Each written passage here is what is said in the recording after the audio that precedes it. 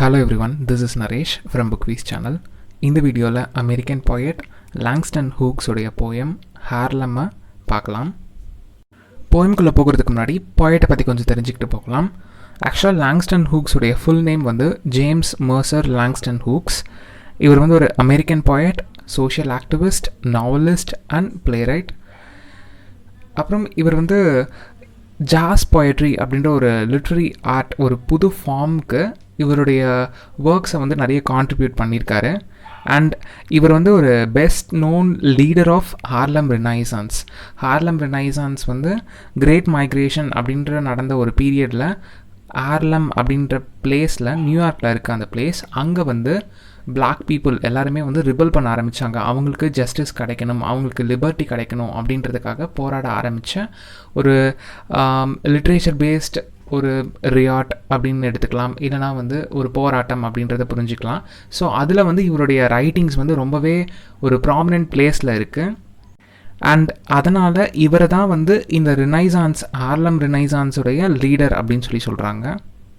And அவர் வந்து சின்ன வயசுலேருந்தே நிறைய ஸ்டீரியோடிபிக்கல் நோஷன்ஸ், அதாவது பிளாக் ஒயிட் அந்த மாதிரி ரேஷியல் டிஸ்கிரிமினேஷன்ஸ், இந்த மாதிரியான விஷயங்களை வந்து ரொம்பவே பார்த்து அதனால் ரொம்ப பாதிக்கப்பட்டு வளர்ந்துருக்காரு. ஸோ அவருடைய ஏர்லி பீரியடில் அவர் ஸ்கூலில் படிக்கும் போதுலேருந்தே அவருடைய ரைட்டிங்ஸில் வந்து அதை வந்து வெளிப்படுத்திட்டும் இருந்திருக்காரு.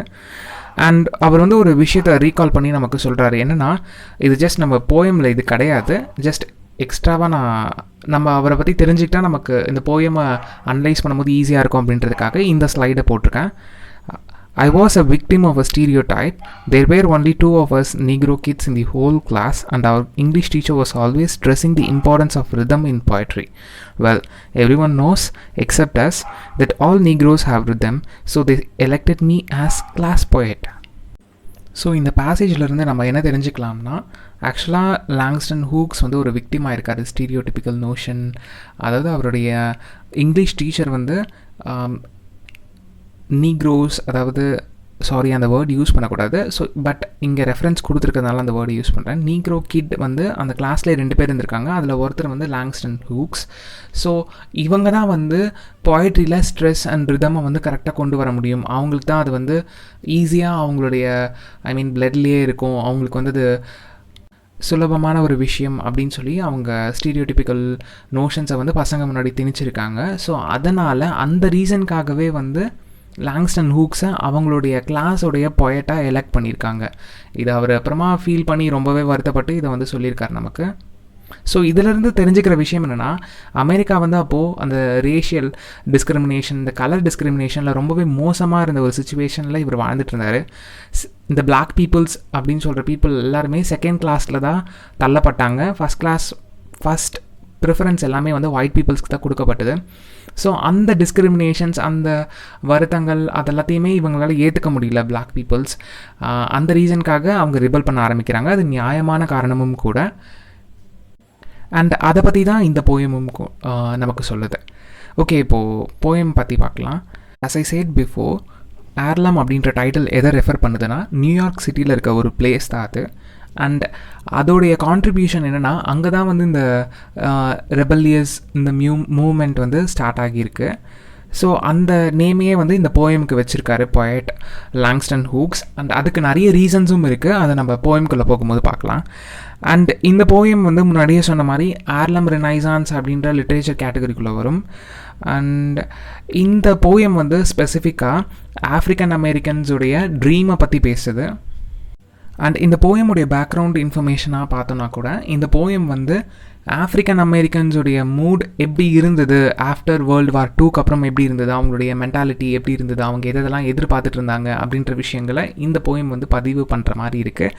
தென் இந்த போயமில் வந்து என்னதான் வந்து கிரேட் டிப்ரெஷன் முடிஞ்சு போயிருக்கலாம், அதுக்கப்புறம் வாரும் முடிஞ்சிருக்கும், ஆனால் ஆஃப்ரிக்கன் அமெரிக்கன்ஸுடைய கனவு மட்டும், அந்த ட்ரீம்ன்ற அந்த ஒரு விஷயம் மட்டுமே அவங்களுக்கு நிறைவேறாமலே இருந்திருக்கு அப்படின்ற அந்த குறையை தான் வந்து போயட் லாங்ஸ்டன் ஹூக்ஸ் வந்து இந்த போயமில் பதிவு பண்ணுறாரு.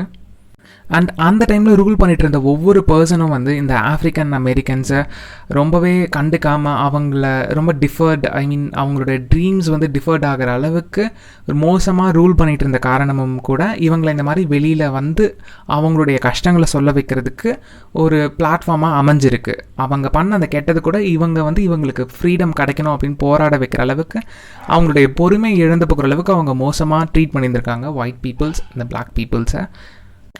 அதில் பார்த்தீங்கன்னா இந்த பிளாக் பீப்புள்ஸ் ஸோ கால்டு அப்படி சொல்கிறாங்க. பட் இங்கே பிளாக் ஒயிட் அப்படின்ற அந்த கலர்ஸை நம்ம எக்ஸ்பிளைன் பண்ணி சொல்லும் போது நமக்கு அது தப்பாக தெரியுது. பட் வேறு வழி கிடையாது, அதை தான் நம்ம சொல்லி ஆகணும் இந்த இடத்துல. ஸோ இந்த பிளாக் பீப்புள் ஒருத்தர் அவங்களுடைய குழந்தைங்களை வளர்க்குறதுக்கு கூட அவங்களுக்கு சரியான ஒரு பெர்மிஷன் இல்லாத மாதிரியான ஒரு சுச்சுவேஷன் தான் அந்த டைமில் அமெரிக்காவில் இருந்திருக்கு. அவங்க பசங்களை ஒழுங்காக வளர்க்கணும் அப்படின்றது கூட அவங்களால முடியாமல் போகும்போது ஒரு பேரண்ட்டாக அவங்க என்ன மாதிரியான சஃபரிங்ஸ் எல்லாம் ஃபேஸ் பண்ணியிருப்பாங்க அப்படின்றத நம்மளால் புரிஞ்சுக்க முடியும். அது மாதிரி நிறைய இஷ்யூஸ் இருக்குது. 1 இல்லை 2 இல்லை, நம்ம அதை பற்றி பேசணும்னா நிறைய பேசிக்கிட்டே போகலாம். ஸோ மற்றது எல்லாத்தையுமே போயம்குள்ளே போய் பார்க்கலாம். ஆக்சுவலாக இந்த போயமை 2 விதமாக இன்டர்பிரேட் பண்ணலாம். ஒன்று வந்து இண்டிவிஜுவல் ட்ரீமாக இதை கம்பேர் பண்ணலாம். அண்ட் அதர் திங் வந்து ஒரு கம்யூனிட்டி, ஒரு குரூப் ஆஃப் பீப்புளுடைய ட்ரீமாக வந்து இந்த போயமை நம்ம கன்சிடர் பண்ணி இன்டர்பிரேட் பண்ணலாம். ஓகே, போயம்குள்ளே போகலாம்.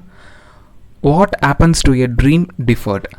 இந்த ஃபஸ்ட்டு லைனே ரொம்ப ஸ்ட்ராங்காக நம்மளை பார்த்து ஒரு கொஷனை ரைஸ் பண்ணுற போயட். ஒவ்வொரு மனுஷனுக்கும் பல விதமான கனவுகள் இருக்கும். அது லட்சியங்களாக இருக்கலாம், இல்லை வந்து லைஃப்பில் சம் ஸ்டேஜஸை அச்சீவ் பண்ணணும் அப்படின்ற மாதிரி இருக்கலாம். அது வந்து மெட்டீரியல் திங்ஸாகவும் இருக்கலாம், இல்லை வந்து ஸ்டடீஸ் பேஸ்டாக இருக்கலாம், இல்லை ப்ரொஃபஷன் பேஸ்டாக இருக்கலாம், இல்லை எந்த விதமான ஒரு ட்ரீமாக கூட இருக்கலாம். பட் ட்ரீம்ஸ் இல்லாத மனுஷங்க இல்லவே இல்லை. அதுதான் உண்மையான ஒரு விஷயம். அப்படி இருக்கும்போது அவர் வந்து நம்மளை பார்த்து கேட்குற கேள்வி என்னென்னா, நம்ம கனவை வந்து கலைஞ்சு போகும்போது, அது டிஃபர் ஆகும்போது எப்படி இருக்கும், என்ன ஆகும் அப்படின்றது தான் முதல் கேள்வியாக கேட்குறாரு. And does it dry up like a raisin in the sun or fester like a sore and then run? Does it stink like rotten meat or crust and sugar over like a syrupy sweet? And அவர் கொஷின்ஸோடவே continue பண்ணுறாரு. Because கரெக்டான கொஷின்ஸை எழுப்பும் போது தான் நம்மளுடைய மனசு வந்து நமக்கு கரெக்டான ஆன்சர்ஸை கண்டிப்பாக கொடுக்கும். அந்த காசுக்காக தான் இவர் வந்து இந்த கொஷின்ஸை ரைஸ் பண்ணுறாரு. அவருடைய ஃபர்ஸ்ட் கொஷின் பார்த்தீங்கன்னா, ரேசின்ஸ் இந்த சென்ஸ் நம்ம திராட்சைன்னு எடுத்துக்கலாம். அந்த திராட்சை வந்து எவ்வளோ பல்பியாக இருக்கும், அது வந்து ஃப்ரெஷ்ஷாக இருக்கும் போது, அது சன்னில் ட்ரை ஆகும் போது எப்படி சுருங்கி போகும். இந்த கம்பேரிசன் பார்க்கும்போது நம்மளுடைய கனவு வந்து சுருங்கி போகும்போது, அது நிறைவேறாமல் போகும்போது அது கான்ட்ராக்ட் ஆகி அது ஒரு பெயினை கொடுக்கும் அப்படின்ற மாதிரி இந்த லைன்ஸ் வந்து நமக்கு எக்ஸ்பிளைன் பண்ணுது. Then or fester like a sore and then run. சில புண் வந்து நமக்கு அந்த எக்ஸஸான அந்த உள்ளே இருக்கிற வேஸ்ட் மெட்டீரியல்ஸை வந்து ஊஸ் அவுட் பண்ணி வெளியில் தள்ளும். ஸோ அது வந்து எவ்வளோ ஒரு பெயின்ஃபுல்லாக இருக்கும். நம்மளுடைய பாடி பார்ட்டில் ஒரு இடத்துல புண்ணு ஏற்படுது, ஒரு அடிபட்டு அந்த இடத்துல செப்டிக் ஆகுது, இல்லை இந்த மாதிரியான இஷ்யூஸ் ஆகும்போது அந்த இடம் எப்படி பெயின்ஃபுல்லாக இருக்கும், அந்த இடத்துலேருந்து வெளியில் வர அந்த லிக்விட் வந்து எவ்வளோ மோசமாக இருக்கும், அது எப்படி ஸ்டிஞ்சியாக இருக்கும் அப்படின்றமான விஷயங்கள் எல்லாத்தையுமே நமக்கு கம்பேர் பண்ணி நம்ம முன்னாடி காட்டுறாரு. அந்த மாதிரி இருக்காதான் நம்மளுடைய கனவு கலைஞ்சு போகும்போது அப்படின்னு கேட்குறாரு. Then does it stink like rotten meat. அது நாத்தம் அடிக்காதா, கெட்டுப்போன ஒரு மீட் வந்து எவ்வளோ மோசமான ஒரு ஸ்மெல்லை வந்து ஏற்படுத்தும், அந்த மாதிரி இருக்காதா, அது நடக்காத போகும்போது நம்மளுடைய கனவு வந்து நிறைவேறாமல் போகும்போது இந்த மாதிரி இருக்காதா அப்படின்னு அவர் சொல்கிறாரு. அண்ட் ஸ்வீட்டில் சுகர் வந்து கிறிஸ்டலைஸ் ஆகி இருந்தால் எப்படி வேஸ்ட் ஆகிருக்குமோ அந்த மாதிரியான ஸ்வீட் வந்து எப்படி இருக்கும், அந்த மாதிரி தான் நம்மளுடைய கனவுகள் வந்து கலைஞ்சு போகும்போது இருக்குது அப்படின்னு அவர் சொல்கிறாரு. அண்ட் இந்த போயமில் இது வரைக்குமே வந்து நெகட்டிவ் டோன்லே இருக்குது, பெசிமிஸ்டிக்காகவே இருக்குது, எல்லாமே நெகட்டிவாகவே அவர் சொல்கிற மாதிரி இருக்குது. அண்ட் நெக்ஸ்ட் லைன் பார்த்தீங்கன்னா, maybe it just sucks like a heavy load or does it explode அப்படின்னு முடிக்கிறாரு இந்த போயமை. இந்த 3 லைன்ஸ் வந்து எதை இம்ப்ளை பண்ணுதுன்னு பார்த்தீங்கன்னா, இப்போது ஒவ்வொரு மனுஷனுக்குள்ளேயும் பல விதமான எமோஷன்ஸ் இருக்கும். அதில் வந்து ஒரு சில எமோஷன்ஸ் வந்து தான் எதிர்பார்த்தது நடக்கலை, தன்னுடைய கனவு நிறைவேறலை அப்படின்னு நினைக்கும் போது தன்னுடைய மனசை வந்து ரொம்ப கனமாக ஃபீல் பண்ணுவாங்க. எல்லாருமே ஃபீல் பண்ணியிருப்பாங்க, ஹியூமன் பீயிங்ஸ் நம்ம எல்லாருமே ஃபீல் பண்ணியிருப்போம். அந்த மாதிரியான ஒரு சிச்சுவேஷன் அந்த கனவு கலைஞ்சு போகும்போது, அது நிறைவேறாமல் போகும்போது நம்ம மனசு அந்த மாதிரி இருக்காதா, இருக்கும் இல்லையா அப்படின்னு வந்து அவர் கொஷின் பண்ணுறாரு. அப்படி அது வெயிட் ஆக ஆக அந்த சாக் ஒரு பை மாதிரி உருவாகிற அந்த வெயிட் இருக்கிற ஒரு அந்த வேதனை கலந்த ஒரு மனசு வந்து எக்ஸ்ப்ளோர்ட் ஆகாதா அப்படின்னு அவர் கொஷின் பண்ணி இந்த போயமை முடிக்கிறாரு. ஸோ ஓவராலாக இந்த போயமில் லாங்ஸ்டன் ஹூக்ஸ் என்ன பதிவு பண்ணுறாருன்னா, இந்த ஆஃப்ரிக்கன் அமெரிக்கன்ஸுடைய ட்ரீம் வந்து டிஃபர் ஆகிட்டே போகிறது வந்து எப்படி இருக்குன்னா, ரெய்சின்ஸ் வந்து சூரிய வெளிச்சத்தில் எப்படி சுருங்கி போகுதோ அந்த மாதிரி இருக்குது. அண்ட் ஒரு ரொம்ப நாள் இருக்கிற ஒரு புண்ணுலேருந்து எப்படி பஸ் வந்து ஊஸ் அவுட் ஆகி வெளியில் வருமோ அந்த மாதிரி மோசமான ஒரு சுச்சுவேஷனாக இருக்குது இந்த ட்ரீம் வந்து நிறைவேறாமல் இருக்கிறது.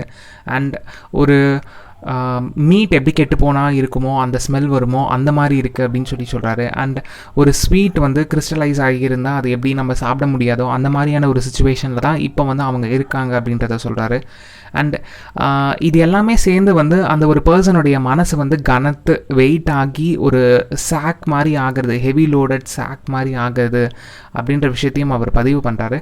இது எல்லாம் எதுக்காக இந்த மாதிரியான எக்ஸாம்பிள்ஸ் அவர் சொல்கிறாருன்னா, இதெல்லாமே வந்து நம்ம டே டு டே லைஃப்பில் நம்ம பார்க்க முடியும், நம்ம எப்படியாவது வந்து என்கவுண்டர் பண்ணக்கூடிய ஒரு விஷயங்களாக தான் இதெல்லாம் இருக்குது.